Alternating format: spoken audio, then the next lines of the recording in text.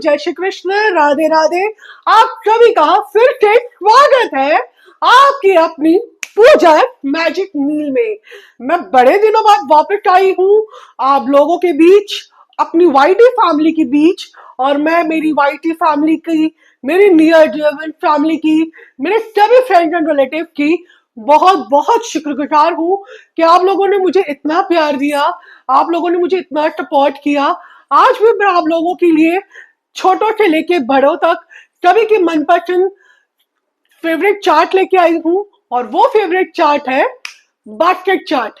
लेकिन मैं उसकी पूरी रेसिपी, वो बास्केट को कैसे घर पे बनाया जा सकता है विद बेक्ड एंड फ्राइड, जो ज्यादा हेल्थ कॉन्शियस है, जो फ्राइड नहीं खाना चाहते, उनके लिए मैं बेक बास्केट भी लेके आऊंगी और फ्राइड बास्केट भी। दोनों ही बास्केट मैं घर पे बनाऊंगी और आप सभी के सामने चार्ट बनाकर आप सभी को दिखाऊंगी। और थैंक यू वेरी मच मेरे वाईटी फैमिली।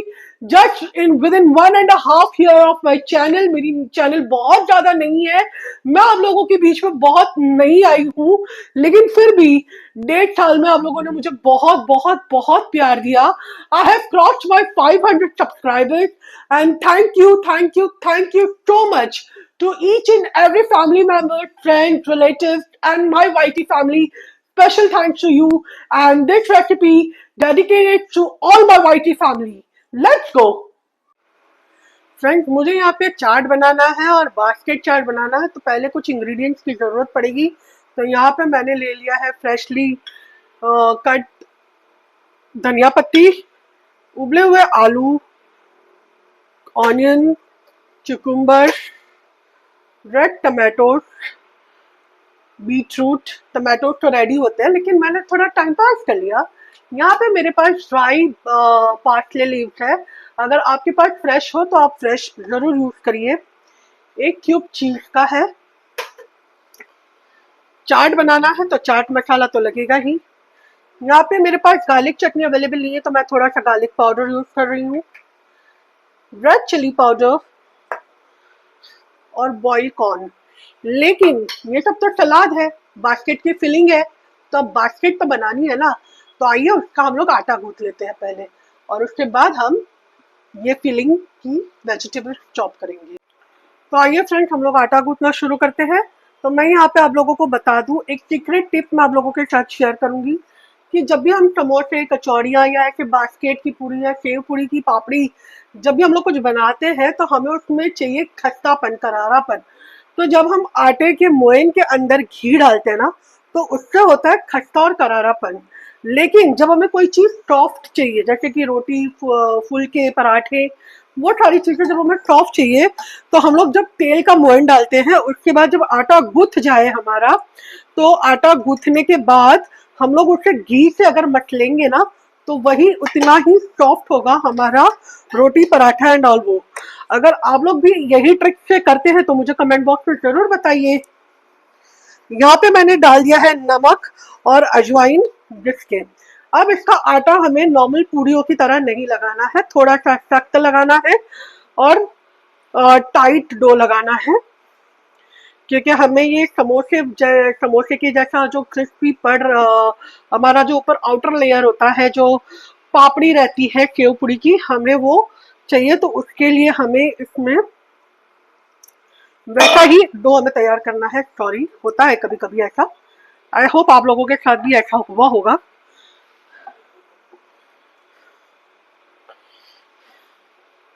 हाँ फ्रेंड्स, तो देखिए यहाँ पे मैंने आटा लगा लिया है, आप लोग देख पा रहे हैं मेरी फिंगर इंप्रेशन से, आपको पता चल रहा है कि आटा कितना टाइट है और कैसा है।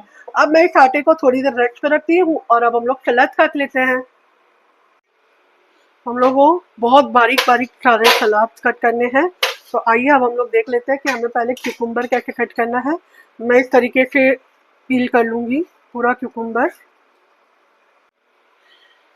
देखिए मैंने क्यूकुम्बर पहले पूरा पील कर लिया है और अब मैं इसको बारीक बारीक कट करने वाली हूँ, क्योंकि हमें बास्केट में सारी बारीक बारीक वेजिटेबल्स ही चाहिए। तो हम पहले इसको ऐसे जूलियंस में कट करेंगे एंड देन इस तरीके से फाइनली चॉप करेंगे। देख पा रहे हैं हम लोग मैं कितनी फाइनली चॉप कर रही हूँ कुकुम्बर को। हमें ऐसी ही सारी वेजेस कट करनी है।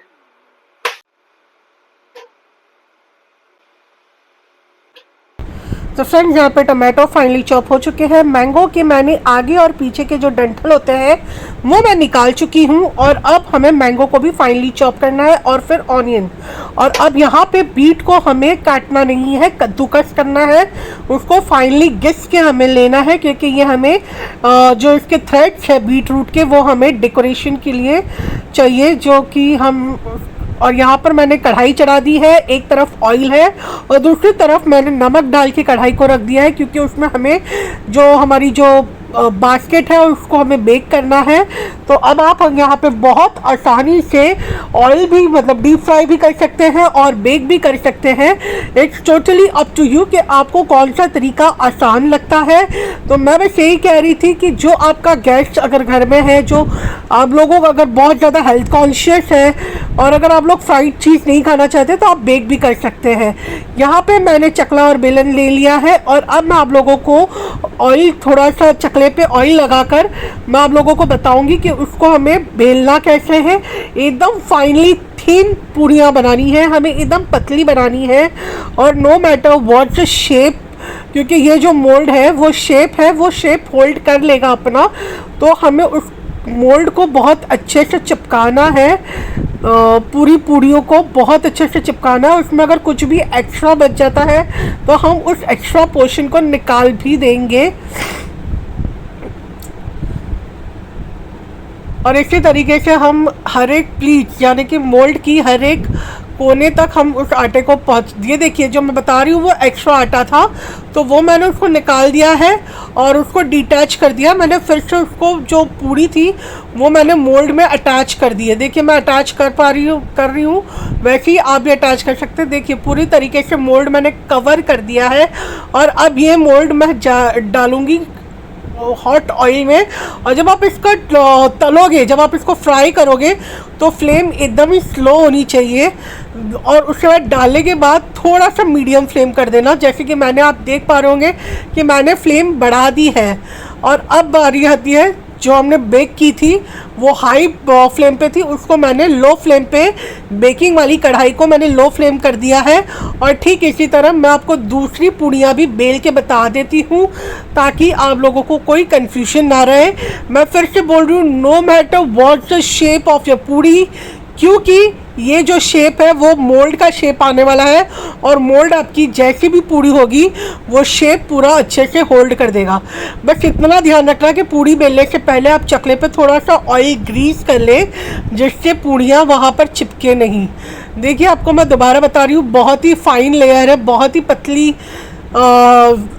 ही पतली मैंने उसको बेला है ताकि वो क्रिस्पी रहे, लंबे टाइम तक करारी रहे, खस्तापन उसके अंदर बरकरार रहे।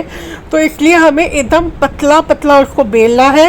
मोल्ड से हमें उसको बहुत अच्छे से चेक करना है और उसके बाद उसको गरम तेल के अंदर डाल देना है और लो टू मीडियम फ्लेम के ऊपर उसको करीबन 5 से 7 मिनट के लिए फ्राई होने देना है। अब इसी तरह मैंने पूड़ियाँ बेल के मैंने बेकिंग के लिए तैयार कर दी है 2 मोल्ड्स के ऊपर। अब ये दोनों मोल्ड्स बेकिंग वाली कढ़ाई में जाएंगे और बेकिंग वाली कढ़ाई में कम से कम 15 से 20 मिनट इसको बेक करने देंगे। वही हाई टू मीडियम पे, लो टू मीडियम पे नहीं, हाई टू मीडियम फ्लेम पे। लेकिन उसके पहले नीचे आप वायर का स्टैंड ज़रूर रखिए। मैंने प्लास्टिक का रखा था, लेकिन अगर आपके पास जो भी अवेलेबल हो, प्लास्टिक, सिलिकॉन जो भी हो, आप वो वाला स्टैंड नीचे रखिए। डायरेक्ट प्लेट नमक पे मत रखिएगा, वरना आपकी जो बेकिंग वाली पूड़ी है हो सकता है वो जल जाए। तो इसलिए आप उसको देखिए, मैं आपको बता रही हूँ कि मोल्ड कितनी आसानी से अलग हो रहा है जब वो फ्राई हो गया है। नीचे की जो सतह है वो ब्राउन हो गई है। ठीक उसी तरह जब वो क्रिस्पी हो जाती है ना, तो जो मोल्ड होता है वो एकदम आसानी से छोड़ देता है। तो इसी तरह मैंने यहाँ पे बहुत सारी फ्राइड पूड़ियाँ बना ली है। और अब हम लोग देखते हैं बेक वाली पूड़ियाँ। ये जो मैं मोल्ड दिखा रही हूँ, ये मोल्ड इसलिए दिखा रही हूँ ताकि वो फ्राइड है और उसके अंदर थोड़ी सी ऑयल आपको दिखाई दे रही होगी अगर कैमरे में कैप्चर हुआ होगा तो। अब यहाँ पे देखिए मैं बेकिंग वाली कढ़ाई को ओपन कर रही हूँ और उसके मोल्ड भी आप देख सकते हैं कितनी आसानी से अलग हो चुके हैं हमारी बास्केट से। देखिए कितनी ईजिली डीमोल्ड हो रहे हैं। तो इसी तरीके से आप इसको बेकिंग में भी कर सकते हैं। लेकिन यहाँ पे एक चीज़ रहेगी कि बेकिंग और फ्राइड वाली चीज़ में देखिए कोई अंतर नहीं है, लेकिन जो अंदर का जो पूरी का जो हिस्सा है वो जब हम फ्राई करेंगे ना तो अंदर भी फ्राई होगा, और जो बेक होगा ना वो थोड़ा अंदर से पूरा वाइट कलर का दिखेगा। तो ये थोड़ा सा एक आपको डिफरेंस लगेगा, बाकी आपको पता भी नहीं चलेगा बेक किया हुआ है या फ्राइड किया हुआ है। तो फ्राइड मेरे जैसे चटोरे लोगों के लिए, और बेक जो हेल्थ कॉन्शियस है उन लोगों के लिए। आप लोग ये पूड़ी ज़रूर घर पे ट्राई करिए, ज़रूर अच्छे से बनेगी और फर्स्ट अटैम्प्ट में ही बहुत अच्छे से बनेगी। अगर आपको थोड़ा सा भी डाउट हो या ऐसा कुछ हो तो आप उसके अंदर आटा जब आप लगा रहे हो तो आप थोड़ा सा बेकिंग पाउडर पिंच ऑफ आप डाल देना, वो अपने आप क्रिस्पी हो जाएगी और खस्ता बन जाएगी। तो आइए अब हम लोग देखते हैं इसको सर्व कैसे करना है और इसको हमें बनाना कैसे है। मैं इसको दो तरीके से बनाना दिखाऊंगी, एक दही वाला और एक सेव पूरी जैसा नॉर्मल। तो यहाँ पे मैंने 2 प्लेट्स ले ली है और यहाँ पे मैं आपको क्रंच सुनाना चाहती थी, लेकिन बदकिस्मती से मेरी माइक का आवाज़ बैटरी डाउन हो गई, तो मैं आपको यहाँ पे उसका क्रंच नहीं सुना पा रही हूँ। लेकिन आप लोग देख पा रहे होंगे कि क्रंची काफ़ी ज़्यादा अच्छे से बनी है। तो मेरी माइक की बैटरी डाउन होने की वजह से यहाँ पे कुछ रिकॉर्ड नहीं हो पाया है। मैं आपको पक्का काश मैं सुना पाती इसका आवाज़। तो यहाँ पे मैं 2 बेक किया हुआ ले रही हूँ। जो मैं दही वाली बना रही हूँ वो 2 बेक की हुई कढ़ाई वाली पूड़ियाँ थी, क्योंकि आप देख पा रहे हैं अंदर से उसका जो बैकग्राउंड है वो पूरा वाइट है। और आप इसमें जो भी वेजिटेबल स्किप करना चाहते हैं वो आप सारी वेजिटेबल्स स्किप कर सकते हैं। जो आप डालना चाहते हैं वो आप डाल सकते हैं। आप अपने टेस्ट के अकॉर्डिंग इस बास्केट के अंदर आप अपनी फिलिंग डाल सकते हैं। तो यहाँ पे मैंने जैसे चिकुम्बर, पोटैटो, ऑनियन, टमाटोज, कॉर्न, वो सारी चीज़ें ली है। इसमें से जो चीज़ें आपको नहीं पसंद आप स्किप कर दीजिए और जो आपको पसंद है वो आप इंक्लूड कर दीजिए। तो ये चॉइस टोटली आपकी रहेगी कि आप क्या फिलिंग करना चाहते हैं। लेकिन आप एक बार इस तरीके से बास्केट घर पे ज़रूर बनाइए। आई एम डैम श्योर आपके जो भी फ्रेंड्स होंगे या कोई किटी पार्टी होगी या कहीं पे कोई ऐसे ही बच्चों की बर्थडे पार्टी हो गई और आप लोगों को ठंडी गरम ज़्यादा हो रहा है, किचन में खड़े रहने के लिए हो रहा है और कुछ ठंडी ठंडी चीज़ें खाने का मन हो रहा है, तो दही ठंडी होती है तो ठंडी बास्केट चाट भी आप बनाकर खा सकते हैं। एंड ट्रस्ट मी, ये देखिए आप दही की जो कंसिस्टेंसी आप देख पा रहे हो, ये दही अगर आप बिल्कुल बाज़ार वाली दही है जो ठेले पे मिलती है, अगर आप लोगों को ठीक इसी तरीके की दही घर पे कैसे बनानी है, घर पे कैसे जमानी है तो आपका टेक्सचर इस तरीके से आए, तो अगर आप लोगों को ये चाहिए तो आप मुझे ज़रूर बताइएगा कमेंट सेक्शन में। मैं आप लोगों के लिए ज़रूर ऐसी भी जो मैं जिस तरीके से दही जमाती हूँ मैं सेम टू सेम वही चीज़ आपके लिए भी लेके आऊँगी। आप लोगों को भी ज़रूर बताऊँगी कि दही कैसे जमाई जाती है। और यहाँ पर मैं दही डाल रही हूँ तो मैं इसके साथ साथ इमली की चटनी डाल रही हूँ। अब देखिए इमली की चटनी जो आपको कितनी गाढ़ी लग रही है, तो अगर आपको मेरी वाली इमली की चटनी की रेसिपी चाहिए तो आप मुझे वो भी ज़रूर बताइएगा, मैं आप लोगों के लिए वो रेसिपी भी ज़रूर लेके आऊँगी। तो यहाँ पे मैंने करीब करीब दोनों बास्केट्स में मैंने 1-1 चम्मच जितनी इमली की खट्टी मीठी चटनी डाल दी है। और मेरे पास लहसुन की चटनी नहीं थी, यानी कि गार्लिक चटनी नहीं थी, तो मैंने थोड़ा सा गार्लिक पाउडर स्प्रिंकल कर दिया है। और अब मैं डालने जा रही हूँ ग्रीन चटनी। ग्रीन कलर कितना प्यारा लग रहा है यार। मैं फिर से बनाते बनाते तो ठीक है मेरे मुंह में पानी आ ही रहा था, लेकिन अब जब वॉइस ओवर कर रही हूँ तभी मेरे मुंह में पानी आ रहा है। गाइस ज़रूर ज़रूर ज़रूर ट्राई करिएगा, आप लोगों को बहुत मज़ा आने वाला है खा के, और बनाने में तो है ही है मज़ा। तो यहाँ पे मैंने थोड़ी सी लाल मिर्च डाल दी है, ग्रीन चटनी डाल दी है, चाट मसाला डाल दिया है। भाई चाट बना रहे हैं, बिना चाट मसाले के कैसे बनाएंगे, तो मैंने यहाँ पे थोड़ा सा चाट मसाला भी स्प्रिंकल कर दिया है। और अब मैं उसके अंदर कच्ची कैरी और स्वीट कॉर्न भी डालूंगी। तो ये देखिए मैंने यहाँ पे स्वीट कॉर्न्स ले लिए हैं।